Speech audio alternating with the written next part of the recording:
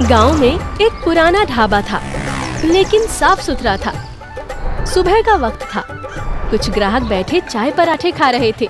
बलवंत गल्ले पर बैठा था। शांति रसोई में सब्जी काट रही थी।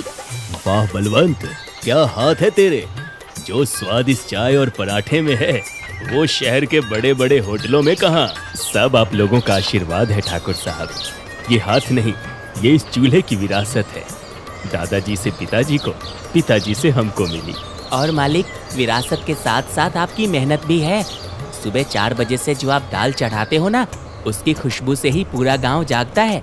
तभी एक नौजवान रोहन कंधे पर बैग लटकाए ढाबे में दाखिल होता है। उसे देखकर सब चुप हो जाते हैं। माँ, बापूजी। आ गया मेरा बेटा। कैसा है?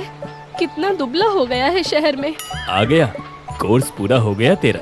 हाँ बापूजी, सब पूरा हो गया। फर्स्ट क्लास में पास हुआ हूँ। होना ही था। मेरा बेटा है। चल हाथ मुंह धो ले। चंदू, जा भैया के लिए स्पेशल मक्खन मार के पराठा ला। नहीं बापूजी, पराठा नहीं, बस एक ब्लैक कॉफी बना दो, बिना चीनी के।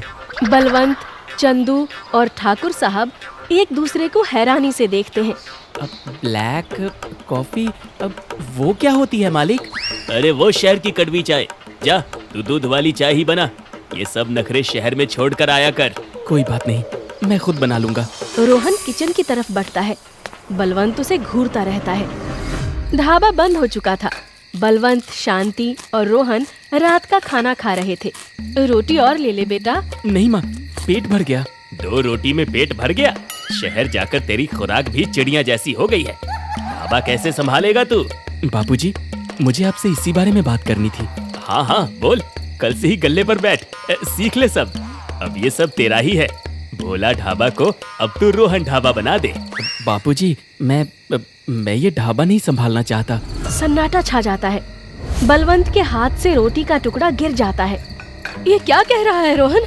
माँ, मैंने होटल मैनेजमेंट की पढ़ाई ये ढाबा चलाने के लिए नहीं की। यहाँ क्या है, वही दाल रोटी, वही पुराने टेबल। दुनिया बहुत आगे निकल गई है। तो क्या करेगा तू? शहर में जाकर किसी साहब की जी हुजूरी करेगा? हैं? प्लेटें उठाएगा? नहीं, मैं शहर में अपना खुद का कैफे खोलूंगा। मैंने बैंक से लोन की बात भी कर ली है। मॉडर्न कैफे, जहाँ pasta, burger, sandwich. Pasta, burger? हमारे खानदान ने 3 पीढ़ियों से लोगों का पेट भरा है, और तू ये फिरंगी खाना बेचेगा? हाँ बापूजी, उसे फिरंगी खाना नहीं, कॉन्टिनेंटल फूड कहते हैं। उसमें ज्यादा मार्जिन है। ये ढाबा ये बस गुजारा कर रहा है। इसमें कोई ग्रोथ नहीं है। ग्रोथ, मार्जिन, ये सब सीखा है तूने? विरासत का मतलब नहीं सीखा? जिस ढाबे ने तुझे पढ़ा लिखा कर इतना बड़ा किया, आज तुझे उसी में ग्रोथ नहीं दिखती। मैं आपको नहीं समझा सकता बापूजी। आप बस अपनी दाल रोटी से आगे सोचना ही नहीं चाहते। ठीक है, मत सोच, पर एक बात कान खोल कर सुन ले। अगर तूने शहर में वो अपनी दुकान खोली तो इस ढाबे के दरवाजे तेरे लिए हमेशा के लिए बंद। बलवंत गुस्से में बाहर चला जाता है। रोहन चुपचाप बैठा रहता है और शांति रोती रहती है।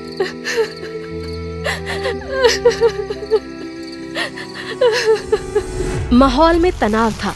बलवंत चुपचाप गल्ले पर बैठा था। रोहन एक कोने में लैपटॉप खोले बैठा था और चंदू ग्राहकों को संभाल रहा था। भैया, मालिक से बात कर लो। कल रात से खाना नहीं खाया उन्होंने। क्या बात करूं चंदू?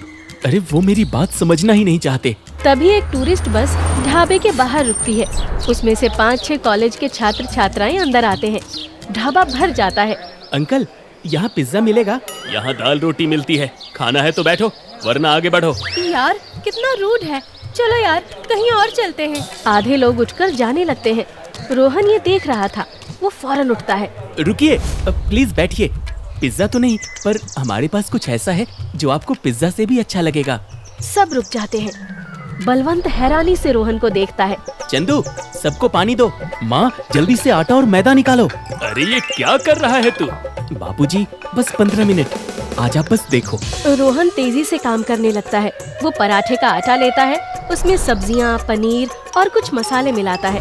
वो तवे पर तेल की जगह मक्खन का इस्तेमाल करता है। चंदू, हरी चटनी और दही ले आ। प्लेटें साफ कर। 10 मिनट बाद रोहन प्लेटों में पराठे को पिज्जा की तरह तिकोना काटकर ऊपर से पनीर घिसकर और मक्खन डालकर लाता है। ये है देसी पिज्जा, ट्राई कीजिए। ओह माय गॉड, ये तो कमाल है। सारे स्टूडेंट्स टूट पड़ते हैं। ये तो किसी पिज्जा से लाख गुना बेहतर है। भैया 4 और लाना। बलवंत दूर खड़ा ये सब देख रहा था। उसकी आंखों में गुस्सा नहीं, हैरानी थी।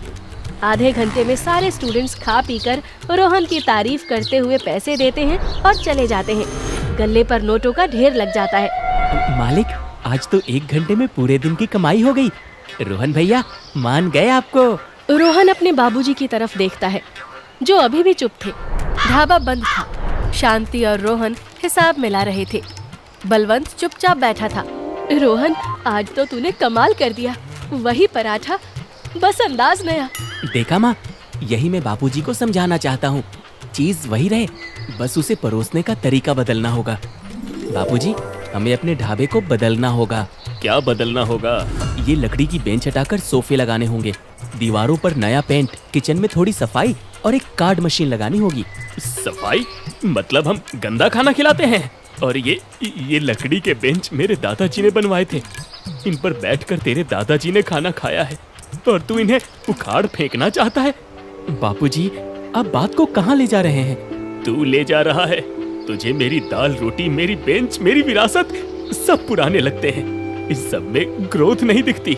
हाँ, नहीं दिखती, क्योंकि आप वक्त के साथ बदलना ही नहीं चाहते। आप बस इस ढाबे से चिपके रहना चाहते हैं, भले ही ये कल को बंद हो जाए। चुप हो जा। शांति और चंदू, जो कोने में खड़े थे, चौंक जाते हैं और गहरा सन्नाटा पसर जाता है। ये ढाबा बंद होगा? ये ढाबा मेरी जिंदगी है। निकल जा, निकल जा मेरी नजरों से।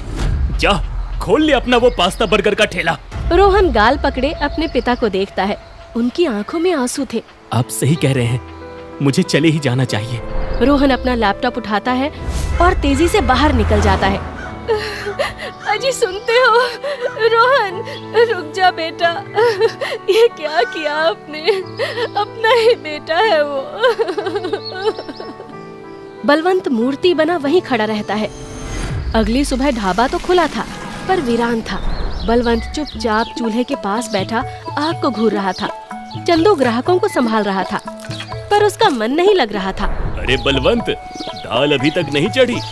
और वो रोहन कहाँ है? चला गया, वो शहर गया है। क्यों? उसे ये ढाबा, ये सब पुराना लगता है। उसे ग्रोथ चाहिए, तो इसमें गलत क्या है? बलवंत चौंक कर ठाकुर साहब को देखता है। बलवंत, जब तेरे पिताजी ये ढाबा चलाते थे तो वो पत्तलों पर खाना देते थे। तू आया, तूने स्टील की थालियां शुरू की, है ना? हाँ, तो उन्होंने लकड़ी के चूल्हे पर खाना पकाया। तूने गैस का चूल्हा लगवाया।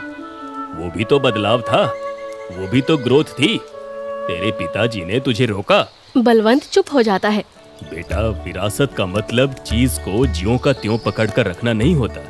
विरासत का मतलब होता है उसकी आत्मा को जिंदा रखना। आत्मा? हाँ, इस ढाबे की आत्मा है स्वाद और अपनापन।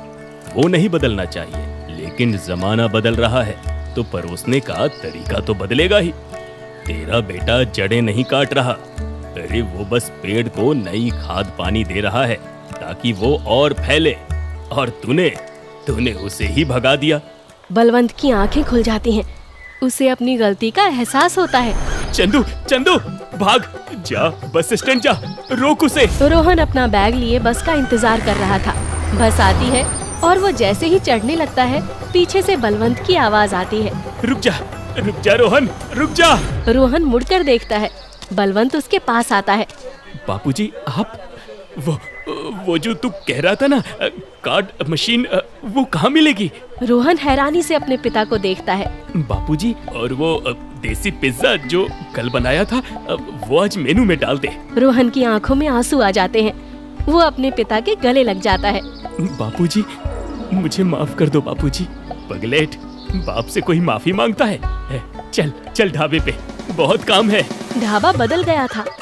लकड़ी के बेंच अभी भी हैं, पर उन पर गद्दे लग गए थे।